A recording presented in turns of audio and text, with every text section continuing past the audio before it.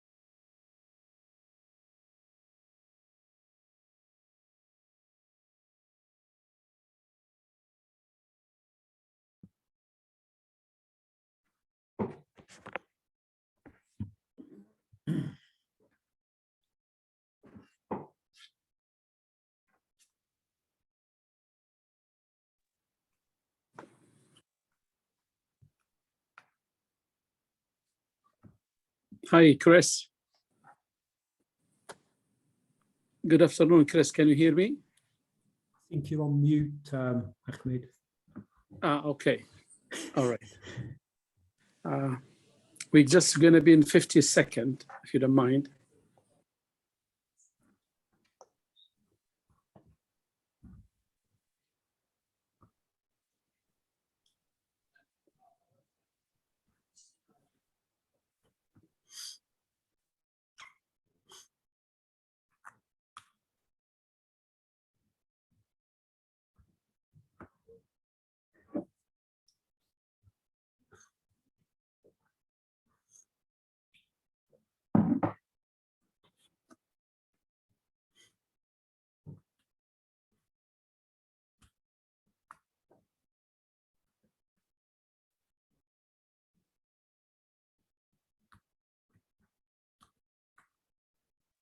Hi, Laura. Yeah. Hello. Let's start, Chris. I just, Assalamu alaikum wa rahmatullahi wa barakatuh. I would like to welcome every one of you in our new season of the webinars by Imam Abdurrahman bin Faisal University. We aim to have this webinar. Imam Abdurrahman bin Faisal stands for quality of education to communicate and partners with the remaining of the world. Thank you for everyone. Get a chance. Sorry, I can't hear you. I think it might be my end. Can you hear me now? We hear you. We hear you. Okay. Can you hear us now?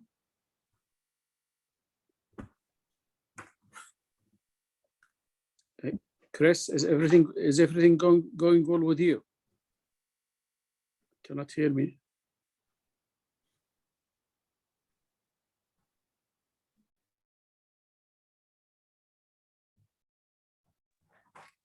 Chris, can you hear us? Can you hear us now? You are muting. Why can't I hear?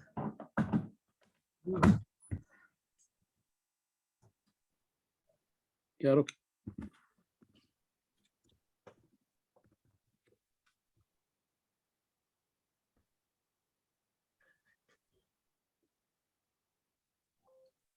We could hear you, Ahmed. Yeah, we can hear you. Yeah. Yes. Is it okay, Amanda? Yes. Yes. So, I think yeah. sorry, Okay. Ahmed.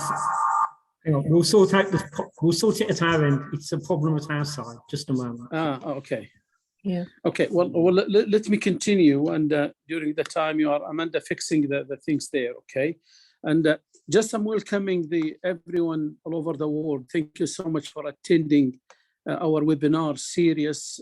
Today we are launching the first one for the 2022-2023 academic calendar. And with this seminar, with this presentation and webinar, would like to thank our speaker from QA.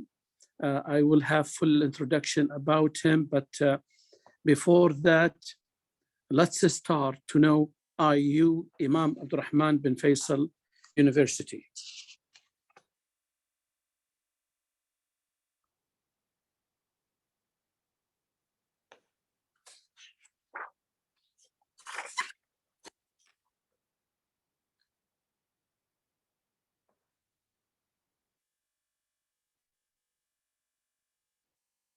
Okay, go ahead.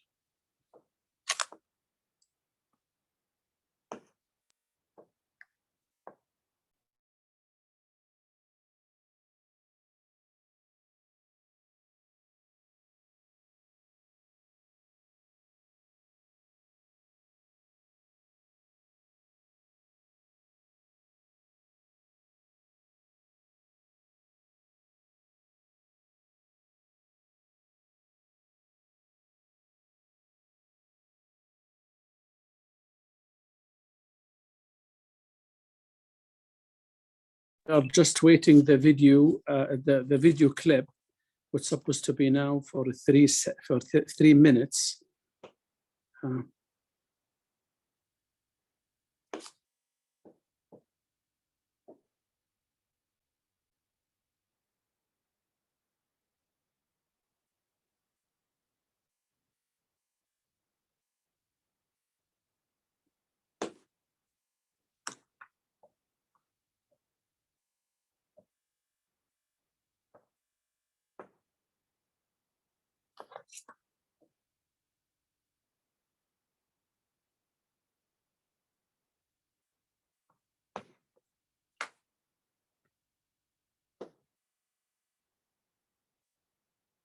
Okay.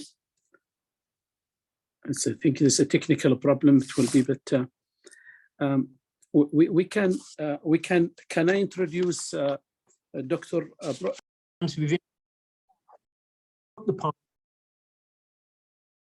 And then I have to manage it. It's not just a matter of signing a piece of paper and away you go.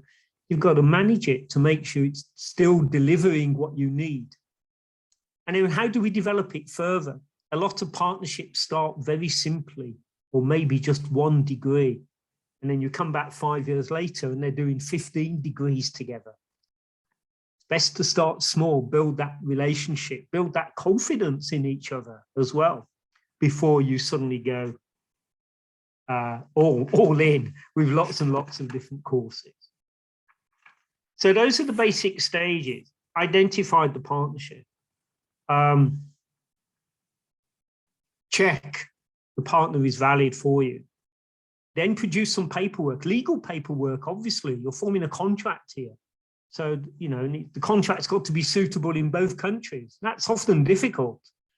Some of the laws, of course, are very different in different countries. So you have to reach a compromise. Even in terms of which jurisdiction, if there was a conflict, which law takes precedent. You have to sort that out. But once you've got through that and the partnership started, then you have to work out how you're going to manage it. Are you going to dedicate certain people to looking after the partnership? The UK would, for sure. And then who develop it? Do you have a strategic review every year? Do you have targets for increasing students every year? How do you do that? There's lots of decisions, there's lots of thoughts to go through. And it can't be dictated by one of the partners. It's got to be something that both sides are extremely happy with to develop. Okay. So identify the partner. Okay. Before you can choose a partner, you've really got to know and be clear why you want to do this. What is your strategy for wanting to do it? Is it just about money? So let's say you don't care who you partner with, you just want someone who'll do it cheap for you, let's say. I'm sure that's not the case, let's just say. Maybe it's reputation. You'd like to work with, let's say, a UK institution, but it'll only be a top 5 times higher top 5 institution. So let me say Oxford, Cambridge, Imperial, Manchester, maybe Birmingham, maybe. So are you going to go purely on that? But you need to understand that UK universities, the tables aren't the full answer. You need to understand how they work. Some, for instance, are about turning people out to do research for researchers in companies, or even just to do PhDs and then go back into the university as an academic. Some universities are all about employment, getting students prepared to work in industry. Sometimes the course has been designed very close with the industry. I'm actually an aerospace engineer, and some of the universities I've worked with, are working to deliver students directly into that company for aerospace. So you need to understand your own motivation, first of all, for why you want to do the partnership. And I'm sure money can't be the only reason. Reputation definitely probably is a strong reason. And I hope I've convinced you already, if you hadn't considered it, that the benefits for potential students is also quite a good reason. But once you've got your strategy in your institution, that will then help you decide what type of partnership. Do you want a UK institution to just come in and deliver all of the course? Franchise. Do you want them to actually just send some members of staff in to do some teaching on your degree? Flying faculty. What sort of relationship do you want? And where do you want the location of the partnership? That might sound odd, but you may have 6 different campuses. So do you want the UK to link to all 6 campuses? That's a big ask, I would suggest, to start with. Or do you want it all to just be at the main campus or just one of the campuses? It's the things you have to think about. Also, how much risk will you take? What if it goes wrong? What if you partnership with the UK institution and we prove to not meet your expectations? What would you do about it? You know, it's not just a matter of closing the relationship. You've got students now partway through degrees who you've got to look after and support. How much risk are you prepared to take? That would also influence the type of relationship with an institution you're prepared to take, and also influence maybe the rating, if you want to call it that, of the institution. And finally, the institutional structure itself. In terms of that, are there limitations of the structure? For example, would you have joint management committees? Would you let them into your senior, would you let the foreign body, the UK, into your senior university committees where you discuss quality and things like that? Or would you have a separate structure for this? I would say most people end up with a separate governance board, actually. That looks purely after the relationship. But there's no rules here. It's what you're comfortable with and what the partner is comfortable with. So you can see you've got quite a bit of thinking to do here to decide what is good for you. It's the most important thing. What's no point linking with another country if you haven't thought through your real benefits and also the risk that you're taking by doing this. Next slide, please. MOU or MOA? These mean different things in different countries, actually. They have different status. Within the UK, an MOU is the least binding. It's just a paper of an agreement signed by the heads of the 2 institutions that you want to work together. It's recognizing that you have some general concepts of understandings of goals and plans, but it's not legally binding. You're not saying, and hence you're going to deliver 6 courses together. You're not saying, and hence you're going to build a building together and you're going to commit so much funds. It's really a good first stage where the 2 institutions come together. They've looked at each other. They've decided, yes, we think there is an opportunity now to work together for the good of the students. And so let's put this down on paper so that we can investigate further. An MOA is more legal, it's more binding. You're now making an agreement as opposed to an understanding. You're now agreeing in detail what you're going to do. So I would suggest, again, working within the UK, if you're new to this or you're thinking about this, start off with an MOU. It's an easy way for you to test the water, develop a relationship, and then begin to expand that relationship.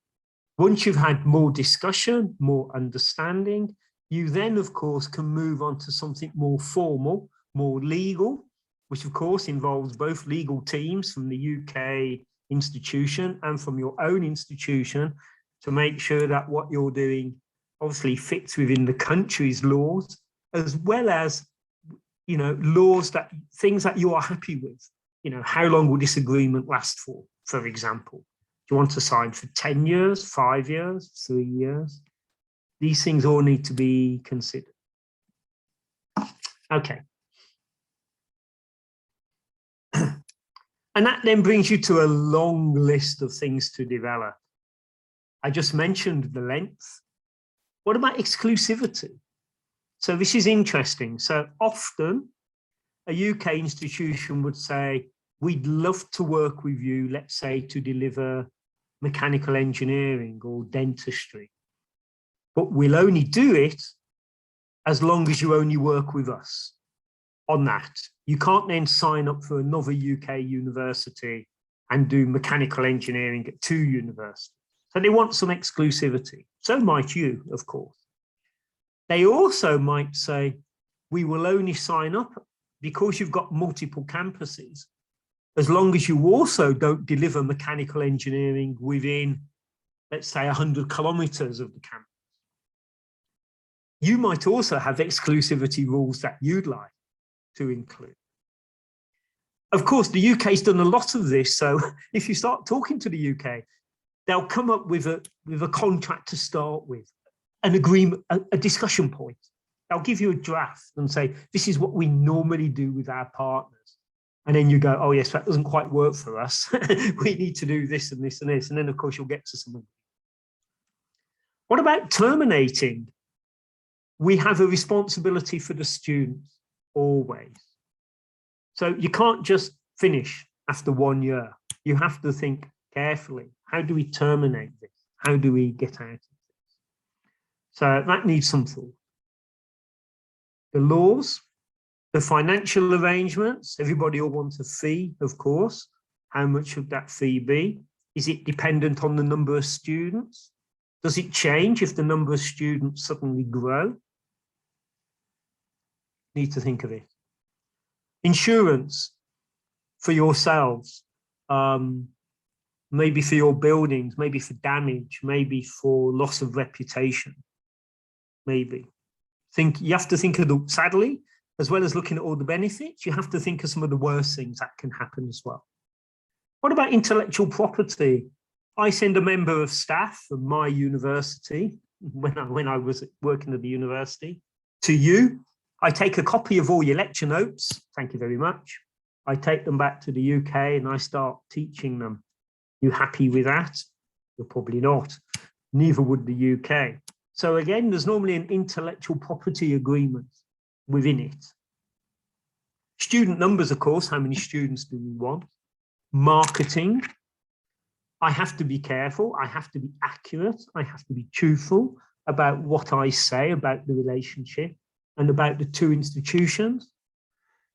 And finally, let's look at the admissions and enrollments. Who does the admission? Who takes the money from the students? These are things that you just need to be clear about.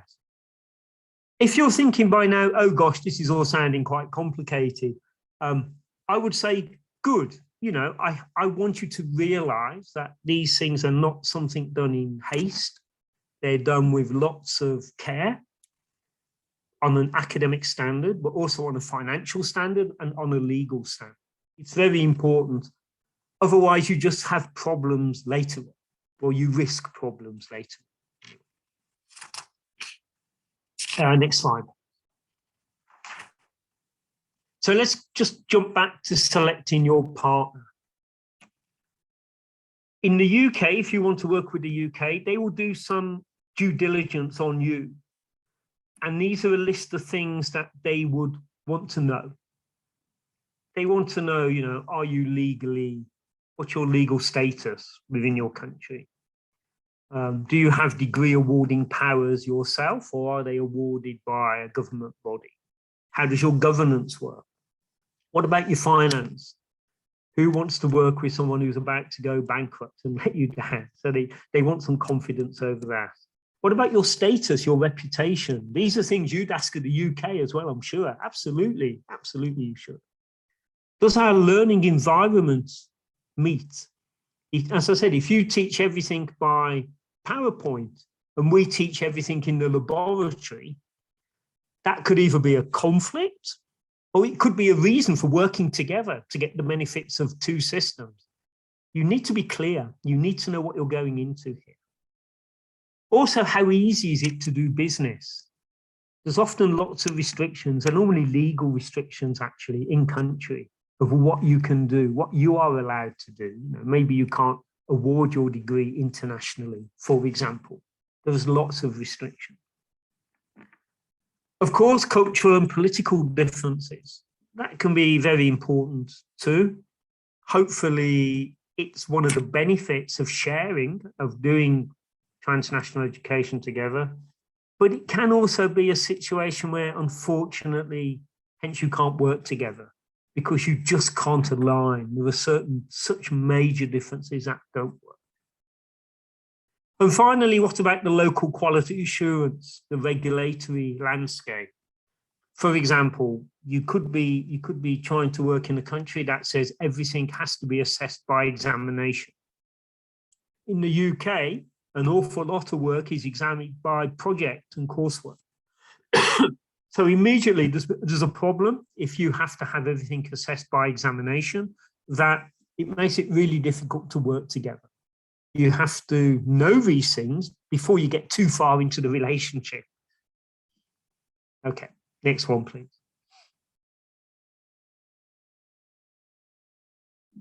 Okay, so we want to work together.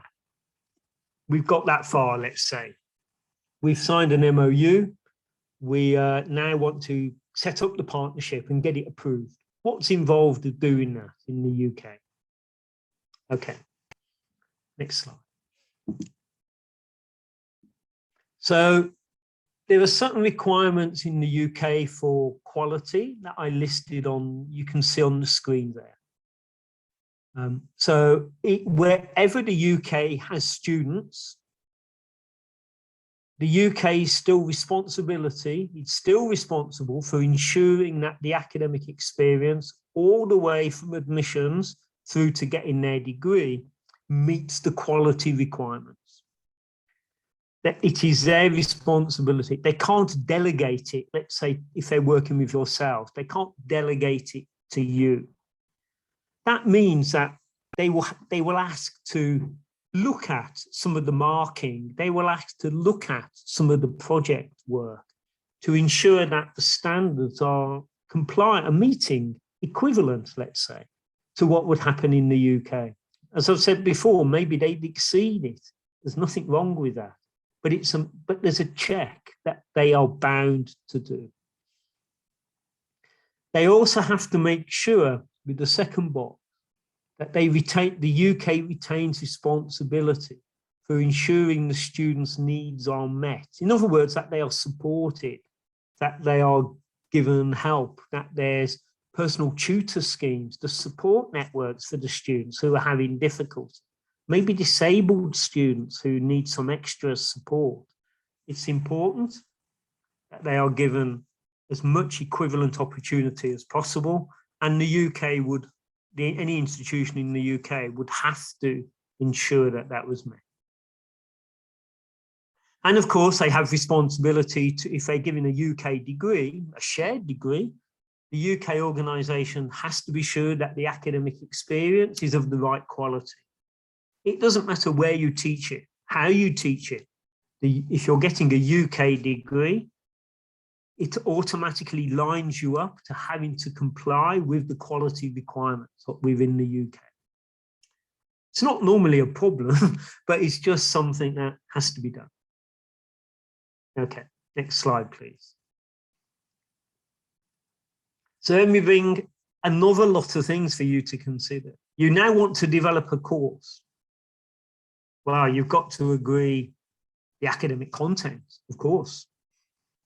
You've got to agree who's managing the course. You know, so the UK would want some involvement in the management of the course. But if it was taught in your country, then obviously you would also be, you'd have the predominant role in controlling the management of the course. What about the quality assurance to make sure that it meets UK requirements, because we have to, but also to make sure that it meets local requirements, again, in your country. The academic regulations, what a student needs to do to pass, has to be agreed. What about updating the curriculum, changing it as, you know, technology progresses every year, different ways of working and different theories, different ways of teaching come out.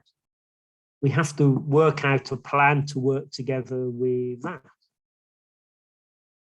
In the UK, one of the things to maintain quality is external examiners. So that is a second academic checker who is not actually involved with the university. So let me say Coventry University, if they were doing a course with yourselves, they would have to appoint another external examiner from somebody else in the UK who would provide an independent look to confirm that the standard of the teaching and the assessment is at the level normally expected to get a UK award. That isn't just done for transnational education, by the way. That's done for every course within the UK. Every course taught in the UK also has external examiners. Are there any staff restrictions? Does everybody have to have a PhD, for example, to teach? Some countries, yes. Some countries, no. Some institutions, yes, even though they don't have to. Some institutions, no, because they want people from an industrial background as well. You just need to be clear. You also need to agree what facilities and resources are available for the students, lab equipment, books, other things. What teaching schedule? How many hours a week do you teach the students? Varies a lot in different countries, actually. Some only teach sort of 3 days a week, giving the students free time to study on their own and do things. Some countries study, continuously, almost 9 till 5 every day. It's very different. You've got to make sure you're happy. Both sides are happy with what they're doing. And finally, the learning opportunities. Are there any limitations here? Are there any restrictions? Sometimes legal restrictions. Let me, for example, talk about China and internet access. There are restrictions as to what students can do. That can make it very difficult sometimes for some UK courses to be taught in China because they rely so much on the internet access. It's not about saying one thing's right or one thing's wrong. It's about being clear when you're forming the partnership, what you're going to do together. I think that's what I'm really trying to emphasize. Excuse me. Okay, next slide, please. Without reading this, within the UK environment, there's obviously some expectations for standards of the award. Of course, there are expectations for standards in every country. It's a matter of, again, of making sure that you align. Partnership's all about alignment. I think that's probably the one phrase I'd like to leave you with at the end of this. You've got to really know the partner. You've got to put some time in to achieve that, to make sure that what you're doing works for you. Okay, next slide, please. So what about the risk? Well, there's the 4 main risks, really. Financial. You spend a lot of money, you spend a lot of time, a lot of effort to form a relationship. What if you only get 10 students? Maybe it wasn't worth it. Maybe, or maybe it was worth it because of the academic exchange and the academic discussions. Only you can decide what is correct. Also, what is the risk for your reputation if this goes wrong? Some does go wrong. Let me be clear. I could give you many examples. I'd rather not, but where, things have gone wrong in partnership. Generally based around a misunderstanding at the beginning, which is why I'm really emphasizing the need to get that understanding. Maybe compliance is an issue around the regulations, around the rules. You can't agree the academic regulations, or you can't even agree the operational procedures. As I say, you need time to sort this out. You can see now this isn't a quick process to develop a transnational, a real good partnership. It takes time to develop. Next slide.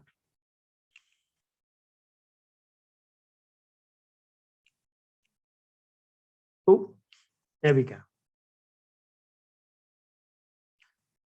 So the UK often classifies things high risk, low risk. So they produce a table for a new partner, or when they're looking at working with a new partner on these various items that I've mentioned to decide whether they think there's a high risk of working together because things are so different, or whether it's low risk.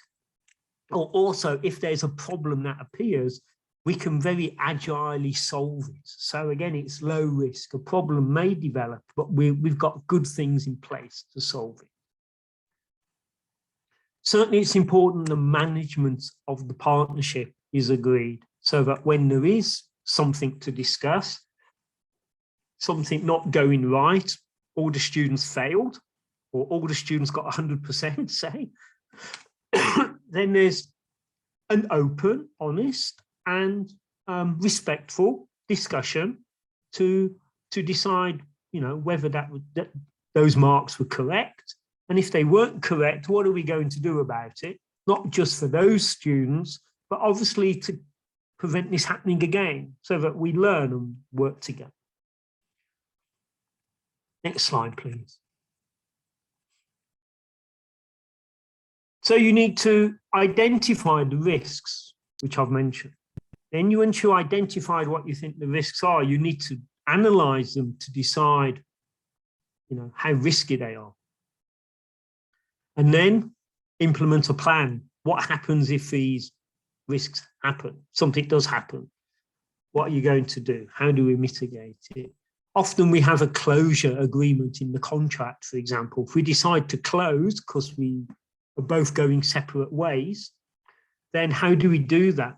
To protect the students. Students are very important to make sure it's their whole lives. We're playing with people's lives here.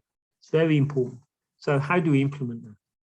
And then how do we onwardly monitor and review our progress together? Are we meeting our expectations, maybe in student numbers, maybe in standards? Okay, next slide. So I'm going to show you a couple of scenarios of the sorts of things that have happened for which we'd need to make a decision if we were running the partnership. Do we continue the partnership? Do we have to develop it and enhance it and put effort in it? Or are we going to exit and terminate and run away? Let me show you these 5 scenarios.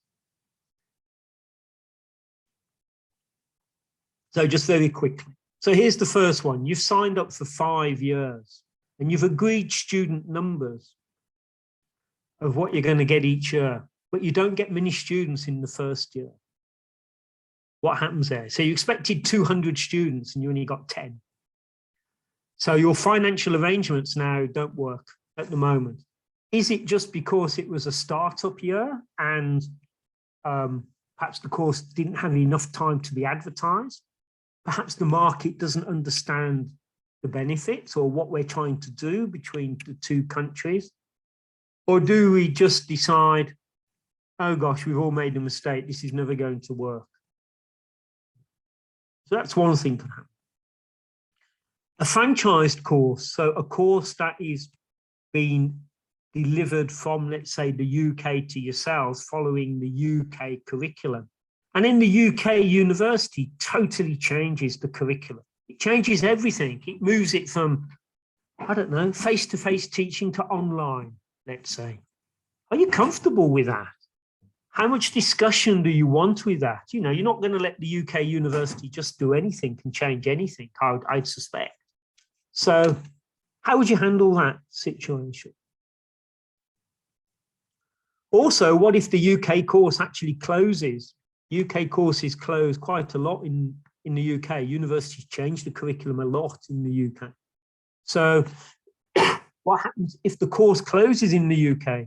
They could no longer teach it as a franchise. It's one of the UK rules.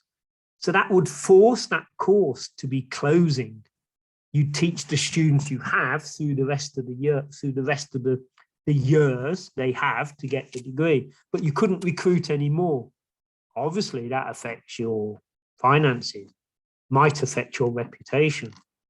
So perhaps if the UK course is closing, you say, okay, we're going to close this course, but we'll start up in another course. Or perhaps the course is closing, but has been totally redesigned. It was, I don't know, mechanical engineering. It's now automotive.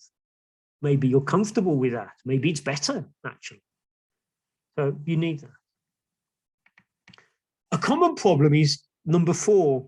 The students, let's say they're I don't know, let's just say the UAE, the students are in the UAE, they're linked with a UK institution, but they don't feel they ever see anybody from the UK. They don't feel they're part of a UK course. They don't feel they're getting that cultural and academic exchange, and they're raising it as a concern. We think it would affect the student numbers. So what do we do? You know, how do we improve that situation? Of course, there's lots of things we could do. We can do online lectures. People could be sent out for periods of time. There's all sorts of solutions to these, but these are real things that happen that we need to be aware of. And of course, the UK partner at some point may decide it no longer wants to work in a certain country, or perhaps it no longer wanted to work internationally and it needs to close all the partnerships down. Again, that could seriously affect your reputation if all of a sudden, you know, you've built your reputation on working internationally and then the partner disappears. That could damage you. So you need to think, or you need to be prepared for these possible scenarios. And by the way, I'm not saying these will happen or happen very often, but you know, these are just examples of things that can affect you. And you'll notice they're generally not academic either. Nobody's saying the academic standard is poor in either of these. These are other factors that can affect the partnership. Next slide, please. So I hope that's given you some idea or some things to think about if you want to work in another country, even if it's not the UK. Hopefully making you think about the benefits, which I would say, and many UK institutions would say, are immense. But also, I wanted to make sure you were aware of the risk, of the need for planning, of the need to be sure strategically it's right for you. The QAA helps in a variety of ways. It helps UK universities who are working internationally. It also helps overseas partners. The QA system in the UK is all about enhancement. It's all about continuous improvement. Okay, something went wrong, let's make it better. Or we're doing something that's good, but how do we make it excellent? It's all about asking those sorts of questions. So one of the things that the QAA does do is it offers a quality enhancement T&E scheme. It was commissioned by some bodies you've probably not heard of, UUK and Guild HE. They're UK institutions. And what happens is that the QAA looks at some institutions in a certain country each year with their permission and writes a report for the benefit. It's not an evaluation of you as an institution. It's trying to see what is it like to work in country X. For example, Malaysia was done recently. Egypt has recently been done as well.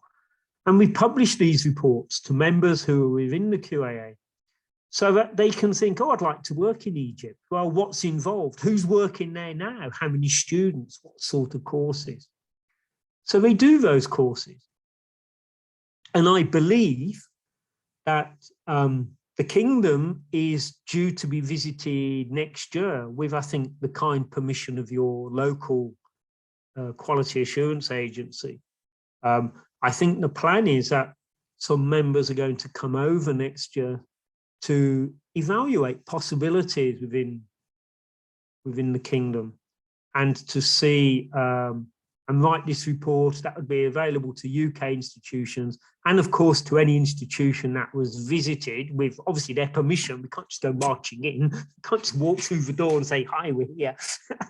Obviously it's all done with a lot of agreement. But I think the hope is, the plan is to actually come into the kingdom next year and have a look.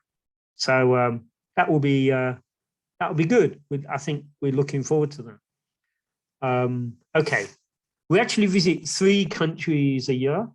Last year they did Egypt, Germany, and the UAE. The report for the UAE It's just about to be published, actually. It's not published yet. The countries next year are the Republic of China, obviously part of the Republic of China because it's so big. The Kingdom of Saudi Arabia, we're hoping to go there, and Sri Lanka. So you can see we're aiming to produce 3 reports a year. That is hopefully of benefit to UK institutions so they have a better understanding of the restrictions, the laws, and the benefits of partnering in the country. But also, these reports are really helpful from the other side. If you wanted to work in the UK, you know, if the report says, well, it's really difficult to work in country X because of law Y, then obviously that applies to your side, the other country as well, to realize that there's a potential difficulty or potentially it would be impossible.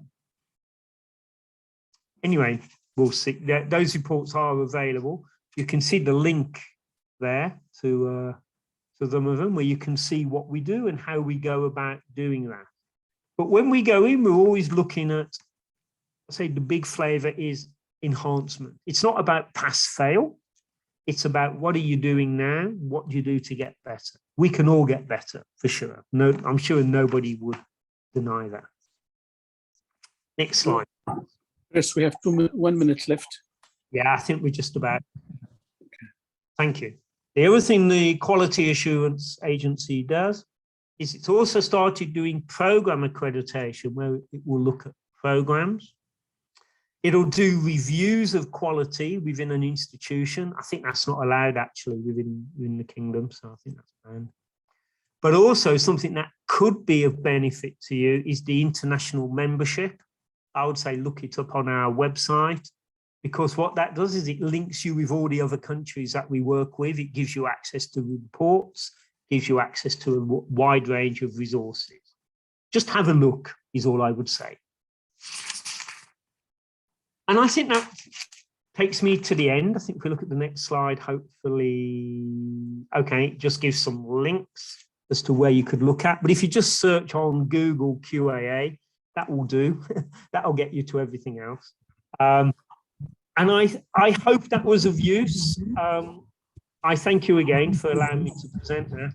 I hope it's given you some thought of what you could do if you're developing a partnership in the UK or elsewhere, and also some of the challenges and some of the things to think about. Professor Ahmed, I hope that was. Yes, thank you so much, Christopher. This is really very informative presentation, but I have really many questions from the audience. I just want to bear with me. I have, please, if you have any question, you may send it to the chat, or send it to the Q&A, or send it to me. There is one of the question, Christopher, they asked about why does a cross-border partnership essential or needed for improving higher educational quality? Yeah, it's not. Let me be clear. It's not. I wouldn't say it is essential, but education is not country bound now. It's international. And so cross-border education is very important. If you want to teach everybody the best practices, if you want to make students aware of what's going on in other countries, in other regions of the world, then that's where you get the benefit. In base, I'll turn on the video. Hang on. Yeah, there we go.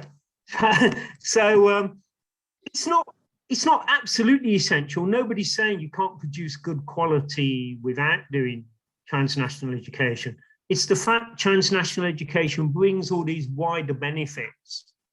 You know, if I want to talk about the Kingdom of Saudi Arabia, what would be better than if I partnered with you, where you told my students directly about it? Otherwise, they're learning from me, who perhaps has never been there.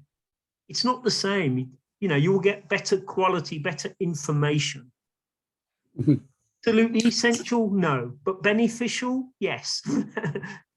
We would like to also acknowledge people today join us from Ghana and from other countries in Africa. Thank you so much for all. We have Professor Ladi Wazirno. He have a message. He said, however, I failed to emphasis on ICT infrastructure and its implementation as the foundation in modern education. Thank you, Prof. Ladi. Dr. Muhammad Shuaib from, he said, thanks, Dr. Christopher. This is an excellent webinar and is need of the time. I have a question. Will it be mandatory to satisfy the standard requirement of accreditation agencies achieving program accreditation of the countries intending partnership, especially for double, dual, joint degree or conducting research, internship, residency, etc.? Secondly, in case of faculty exchange, the visiting faculty will need to be licensed by the respective countries. Do you have any comment with this, Christopher? Okay, let me try and take the reversal. So there's no licensing agreement within the UK needed. So academics from your own institutions could come across to the UK and teach in another university on a semester, on a year. The problem's going to be the visa. The government side is sorting that out, but that would need a lot of support and help from the actual UK university. But there's no licensing. Most universities in the UK, even, for example, don't stipulate a PhD as an absolute requirement. Some do, but if you haven't got a PhD, they want to know what other experience you had. But you don't, this is about a partnership where they know you already. They already have confidence in you and invite you across. And likewise, hopefully some of them would come to you as well. You'd have a real staff exchange. So there's no licensing, certainly not within the UK. Some other countries may well have licensing, I'd agree. The other part of it was, sorry. In case of faculty exchange, the visiting faculty will need to be licensed. You did answer that. Yeah, I've got that bit. That's fine. Yeah. Well, we have a question here from our friend in India about the cultural differences. How do cultural differences and political setting influence the establishment of partnerships? I think this is a very important question. Yes, that's what makes the partnership fun. It's what I've spent my whole life doing. So I've worked in India. There are transnational relationships in India and in Ghana, actually. I used to work at GTUC in Accra for that college. Yes, there are differences, but that's the reason for doing it. It's to embrace those differences, to the academic staff benefit from those, understanding those differences, as well as the students. You know, if students want to come to Europe and find out about Europe, or some of the UK students want to go to India, I think was the example, what can be better than before you go there to have linked together so the students have some understanding of the culture and the examples. There have been no countries where TNE has been really banned that I'm aware. Well, there may be the odd closed country, but there's very few. You know, you can't, the world is one community now. Let me say that. The benefits of working together are immense. Yes, we think differently. Yes, we have different laws and different rules, but it doesn't mean we can't share, whether that be research, whether that be teaching. I have a question. I have this question from our friends in Oman. The faculty in Oman, they say, hello, Christopher, thank you so much for this. Thank you. The question, how can they motivate their universities or our universities to set up partnerships and collaboration? Could you please provide us with some valuable tips? Yes. I think they need tips here.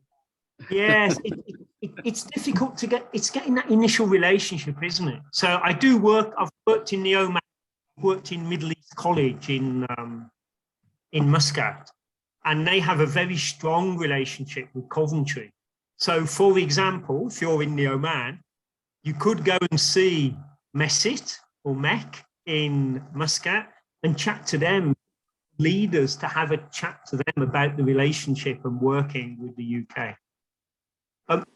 Sometimes it's hard to convince the seniors, you know, the people who are running the organization. They're happy, they don't want to take the risk. They see all the risks, of which I mentioned quite a few, and they don't see the benefits. But then they say they want you to do research, and your research would be much improved, possibly, by forming links in other countries. So it is very difficult, but you need initially to start up with some relationship with some university, not necessarily in the UK, but with some relationship, so that you build a friendship and an understanding. A bit like, if I was still in the university, you'd say, hey, Chris, we've enjoyed this talk. Let's have another meeting and let's get my managers involved and let's talk about possibilities. If you look at UK universities' websites, they have to show where they're working. So you would be able to see the various countries. So if you looked at Coventry, you'd see they're working in Muscat. So maybe that then would give you a way to approach Coventry and say, hey, we're interested in what you're doing in the Oman. We might be interested in joining. Can we discuss? They will start a discussion. If you open the door a little, they will come in and start talking, I'm sure. There is one question here regard the benchmarking from Dr. Mohammed Musa. It is required by the NCAA, which is the National Center for Accreditation in Saudi Arabia, to have external benchmarking agreement with similar high quality program, considering the target benchmark. The question is it possible to have the external benchmarking before we achieve the program internal target benchmark? Do you have an answer for this, Christopher? I think you should do some benchmarking before you form a formal agreement. That's part of what I would call due diligence. You want to be absolutely sure that the institution you're going to work with can provide what you need and provide your standards. So yes. Could you do some benchmarking as part of preparing for the agreement? Absolutely. I can tell you the UK universities would do it on you. They would do analysis. There's no problem with you saying, well, hey, we want to do some analysis on you in the UK as well. They actually wouldn't be afraid of that, and they'd say, what information do you need? And they would work with you for sure. They'd understand it fully as a need. And did we have a question from Dr. Abdul Mueed? What is the typical cost of a T&E partnership? It's a money talk here. Oh my God, what is the cost? I have no idea how to answer that because they vary massively. The cost is more time than money. So if you were going to partner with an institution in the UK and deliver a course together, well, the buildings exist, the facilities exist, and probably the staff exist. All you're doing is sharing curriculum to produce a degree. So the cost isn't in that, the cost is in time and effort. It's, you could be doing research and writing papers instead of putting your effort into developing this partnership. And typically, I would say you would not develop a partnership in less than 6 months, maybe a year. I think if we said a year, I'd be realistic from beginning to getting it all signed and beginning to recruit students. So that's really the cost. If you go for some of these branch campus options, that's millions and millions of UK pounds, to develop campuses. And that's why the UK doesn't do a lot of it, because the cost is so big.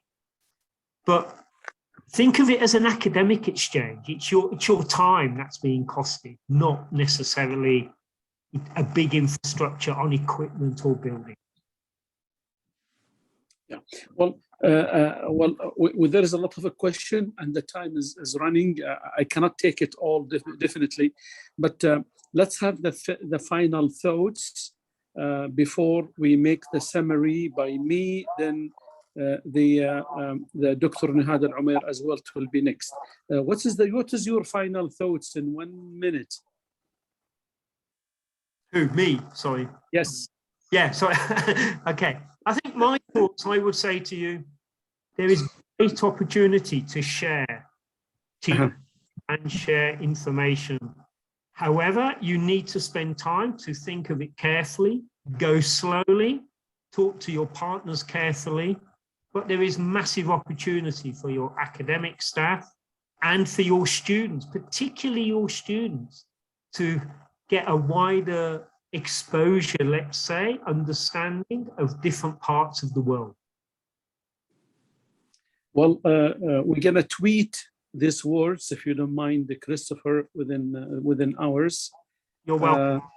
And I can summary the whole.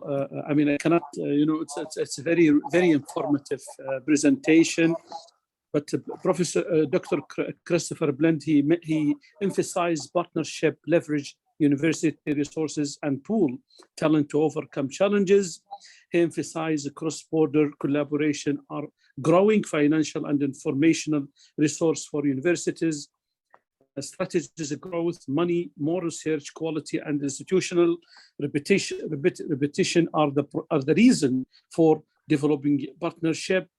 He spoke about acts, laws, financial arrangement, insurance, marketing, and admission, enrollment are the key factors to consider while forming partnership. He mentioned awarding organization retain responsibility for ensuring the student needs are constantly met. Also, he mentioned adequate arrangement are required to ensure that the academic experience is high quality, irrespective of course delivered and who delivered them. He mentioned the stages of risk management in detail. He mentioned the effective arrangement of required and the awarding organization retain responsibility for the academic standard of its award. This is very rich, very informative. Thank you so much. We have the last word before I conclude it from Dr. Nahad Al-Umair, the Vice President. Dr. Nahad, you are online.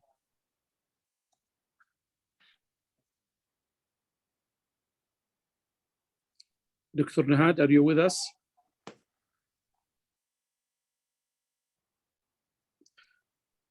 Okay. I think there is another technical problem here, but let's move to the final.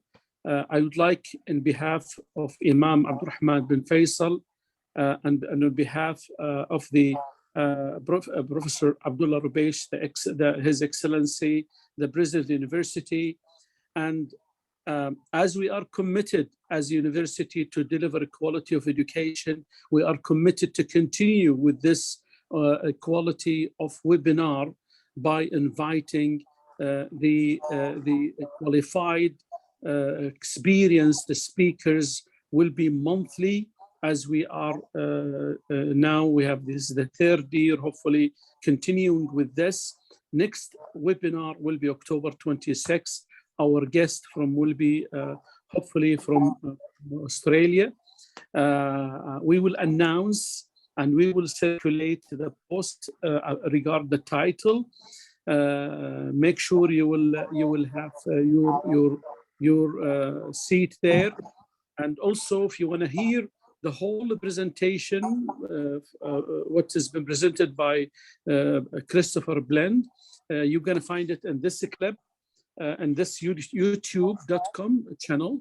And you may contact us as well in our Twitter, Facebook, LinkedIn. Thank you so much again, Christopher, and I really appreciate it. You really make my day for this presentation. It's really thrilled. Thank you. Last word. Thank you so much. I hope all colleagues got some value, and I hope I've convinced you it's a long journey, but it's one worth working for the benefits of us all. So thank you so much. Thank you so much all. Wishing good luck. Be safe. Okay, go for quality all the time. God bless you. Take care. Bye-bye. Thank you. Goodbye.